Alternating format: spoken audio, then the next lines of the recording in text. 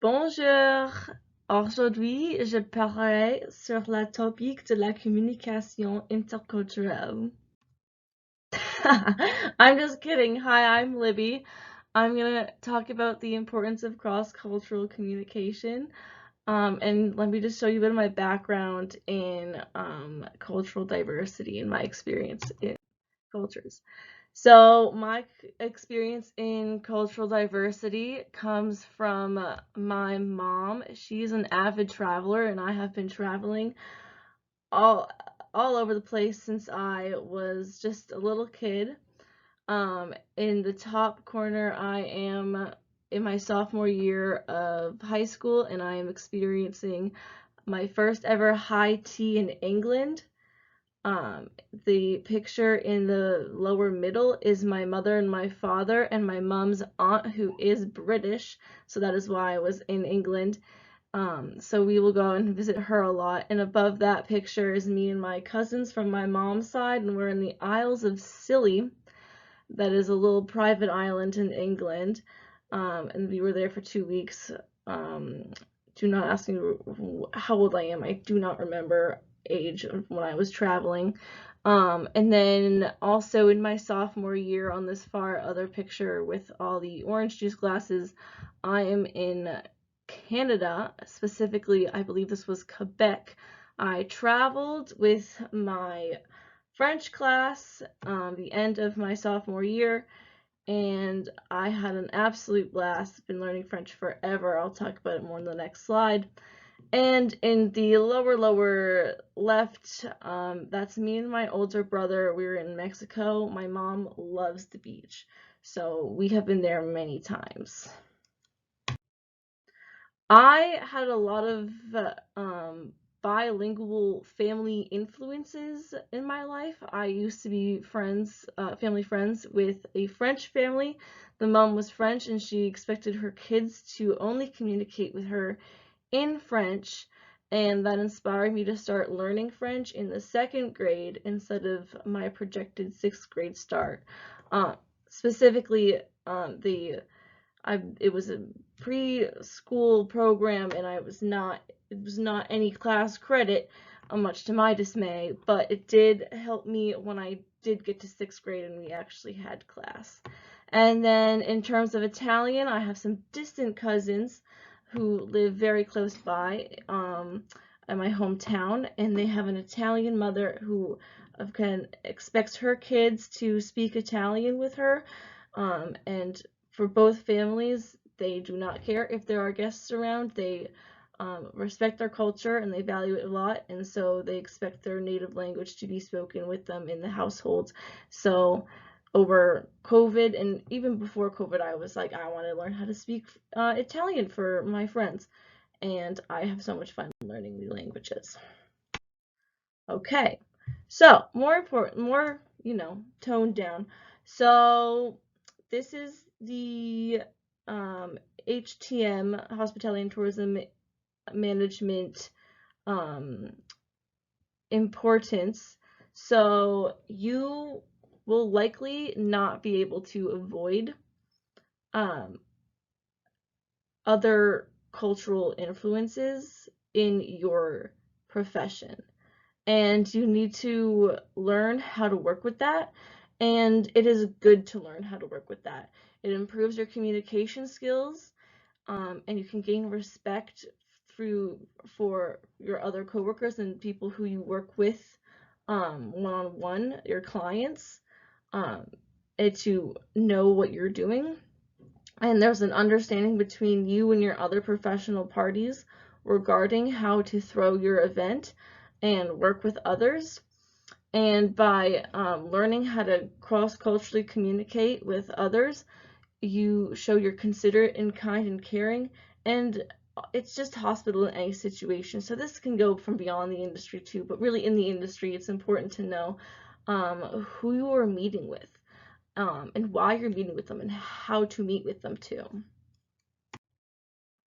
So let's get into more of the industry. So this is Mark Bianco.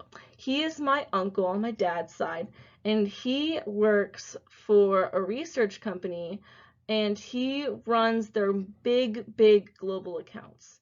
He has research from HR and marketing and events, and he has been in the game forever.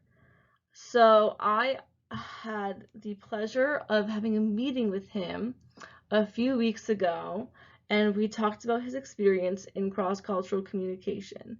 Specifically, we talked about his work with his Japanese colleagues. So in a Q&A, I asked him how intimidated it was to get started on having to do such regular cross-cultural communication meetings and how to strategize. And he said that he would always follow up on the culture and their greetings and their goodbyes. He would look at what the traits of the Japanese business people were and what they were using. And with that, depending on who he was having a meeting with, he would need to train them on the do's and don'ts. He would talk to them about who are you before, and what are you buying and selling to me. And a lot of research about the people he'll be meeting with. And he said one of the hardest things to realize with one of the hardest things to realize with people who might be in the meeting is truly what their responsibility is and who they report to. So their report structure is very critical about who you address and who you're giving information to. They're probably going to be older with a lot more experience, and the conversation is directed towards that top person. So that was specifically for his Japanese cultural clients. And he says it was really important to be able to sort of match their culture, and it was all about matching their culture instead of expecting the other culture to match with them. And he also says that he would use the phrases of the hellos and the thank yous, and he would address them the way that their culture would expect you to address them and address you. So he would use san for their last name. It's similar to the English Mr., and it shows respect. And you get to know them, and you can morph into using their first names with san versus their last names with san. And he also talked about how you would have to be flexible with their bowing mannerisms, and you'd have to practice bowing for them beforehand. But it's important to know that what you put in, they are also putting in. So he said the Japanese also know how the American business works, and they were able to have conversations and get specific points across. And if it wasn't modeled their way, it's usually not a big deal. And they're very accepting of the flexibility of the model of the American business. So luckily, that is one culture that you can expect to have flexibility with, but it's not always going to be that, but you still have to prepare really hard for it. And in terms of preparing, he said looking more mature was part of it, and experience comes with someone who is a little bit older, and there's a lot more executives out there who look at the book at the cover. So if he's dealing with higher clients and higher executives, he cannot come off looking like a junior, even if it's the simplistic of going over to England where everyone can speak the language. You can't assume anything. You just can't. You have to do your research. So in terms of looking the part, Mark Bianco, this is an older picture. This is from his LinkedIn, and there are other pictures that obviously I would not share because they're from like family gatherings, but he did grow like a beard and sort of groomed himself so that he could look more mature and fit in with his other clients. And also in terms of like even outside of the business, he would have to understand just casual conversation mannerisms. So you could order in Australia, he talks about if you want to drink a black coffee, you would go and order a tall black, but it wouldn't sound the same in America. So that's just, here and there.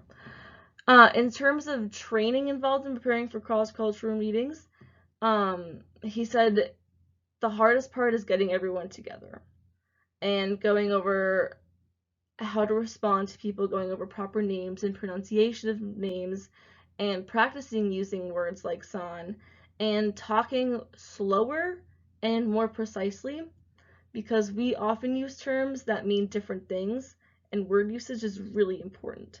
So explaining actions, and he said he did a lot of, can you explain that to me in more detail? So dealing with cross cultures is not taking for granted what they're asking. And it's really important to have all this to build a relationship with your colleagues so that in the worst case scenario, you don't lose that bond. I'll go ahead. Here's an example. Uncle Mark said, he said it was a really big trade show and everyone was on the floor and their company was doing an international theme and flags from all over the country, like the Japanese, for one, we were going up and being sort of labeled for the stands, but the Japanese one was not the correct flag. And I quote, he said, all hell broke loose. And he said, but he was really good with the representatives. Like he had a close relationship and he knew how to talk to them. And he was the one that was able to take charge and calm them down and apologize to them properly. And he said that he had to get his highest level executive with their executive to talk about it and apologize. And when they talked about it, they said it was very insulting to them, really, really insulting. And he said one little 6-inch flag on that table almost killed their relationship and lost millions of dollars in business. But because he did his research, he was able to save that relationship. But obviously it's not anything to forget. So what the textbook says is that it's really good to cover the main points of identity, hierarchy, gender association, and truth, which I very much agree upon. So in terms of preparedness, you need to know how all the processes work. So you need to understand what you are expected to do in the meeting and what you are expected to, how you're expected to communicate. So the points of identity, hierarchy, gender association, and truth, they concern how people see other cultures and how the pyramid and structure of business in other cultures compare and differ to others. So you have to know, in terms of hierarchy, who your execs are going to be, who you want to address, who you don't want to address, who you have to hand things to, and who you need to understand and talk to. And gender association involves how you appear in the meetings and how you will address others depending on their role. And truth means how much you need to be in, how much of the planning you need solidified and all the logistics that you want to know soon rather than later, because some cultures would rather a faster pace versus a more laid back, slower pace. So that is really important to know how much you're actually going to want to cover in the meeting or not. All right, here are some other more examples in the professional world that you probably wouldn't even expect. So example 1 is Accenture's Managing Director of Global Inclusion and Diversity, Nelly Borrero. So there was an event and a facilitator tried to start a conversation, but with the group's culture, they did not have them comfortable talking in a large group setting. So the planner, Nelly, saved the situation by asking some questions as a whole to the whole group, and then broke them off into smaller groups to talk, and then brought them back, and each group had a dedicated spokesperson. And it would have been so much awkward if Nellie had not done her research about how this culture was not good with like large group discussions, because she said there was a lot of silence at first, but then when she had them break up and come back, there was a lot more chatter about it, and a lot more than just culture, like general culture played a role in this. There was a lot of discomfort between the genders, and how much they actually really wanted to say in front of the group, like how much they were actually comfortable sharing about such sensitive topics, and it helped them to have a more private setting than to speak to a larger crowd without much preparation. So that's something it's not like, events are also very important to know who your guests are. And then another one is a president of a company promoted a young man into a new role that had a lot more responsibility. And later, when he checked on the young man, they found that he was letting an older man sort of take control of their meetings when really it was the younger man's job. And they discovered that the younger man was trying to culturally appropriate to the older man's work ethic and culture, and they ended up having to have a training to make the duo work the way they should be working according to their titles. And I think it's really important to know that they didn't prepare for this, but they handled the situation really well. And while it could have been avoided, sometimes it can't be seen. And it's important to know that you can prepare all you want, but sometimes you just can't see it coming, and you can't see what's actually going beneath the surface until um, there's more um, uh, there's more evidence of it. There's more obvious signs. And I think it's important that people understand that it's not always where you're going to find it. Like, cultural communication and cultural miscommunication are very present, even if you don't realize how present it is yet. And I think they did a really good job handling this team, and they're doing really well now. So some resources for cross-cultural communication are here. I can drop more links in other places, but it's really important to know that a lot of preparation can do so much good, and it can save you so much time when you are going into a crisis of any sort, and you don't understand you never can predict if it's going to be from to professionals or to attendees of a convention or an event, or if it's just in the office.